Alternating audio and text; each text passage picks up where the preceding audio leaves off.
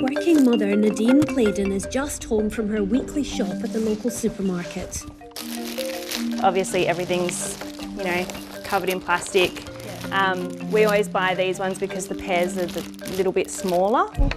She does what she can to recycle her waste, and her food scraps go into the compost. But since the Red Cycle soft plastic programme collapsed last year, she's been left with a lot more plastic waste. I do feel guilty constantly, to the point where there was a time where I wasn't buying any meat because there were so many meat trays and so much plastic. A lot of plastic packaging has symbols showing it's recyclable, but the problem is not enough of it is actually being processed because Australia simply doesn't have enough facilities to do it.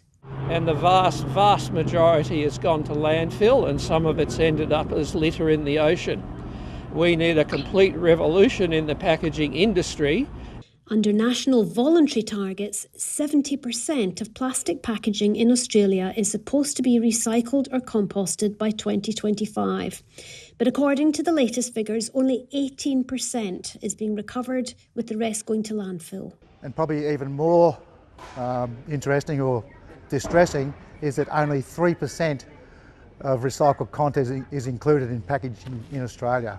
So we're nowhere near the targets that have been set. In June, the federal government foreshadowed new regulations to force food and packaging industries, including the major supermarkets, to take responsibility for the plastic. Industry believes a tax or levy could be brought in for companies that don't comply. So, in the future, packaging will have to be designed to minimise waste and be reusable or recyclable. And that means actually recyclable. This company is already taking responsibility by producing packaging and recycling it. It recently opened a plastic bottle recycling plant in New South Wales, with another about to come on stream in Melbourne. We've invested over $150 million in new capacity.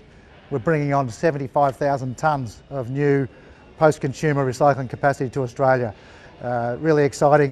But much more infrastructure is needed across the country. Not everyone's confident that will happen. Somebody's got to want to recycle it to start off with.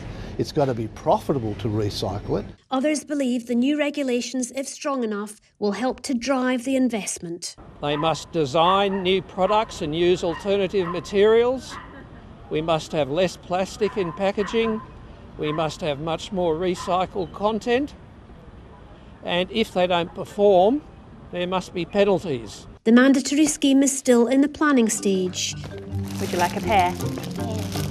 But Nadine Claydon's hoping the new system will make it easier for householders who are conscious about their waste to do the right thing. I would love to be able to just go into the shop and know that what I was buying was going to be zero waste, and to actually feel good about what I'm buying and what I'm feeding my kids. Shoppers will be asked for their views before the end of the year. Claire Moody, ABC News.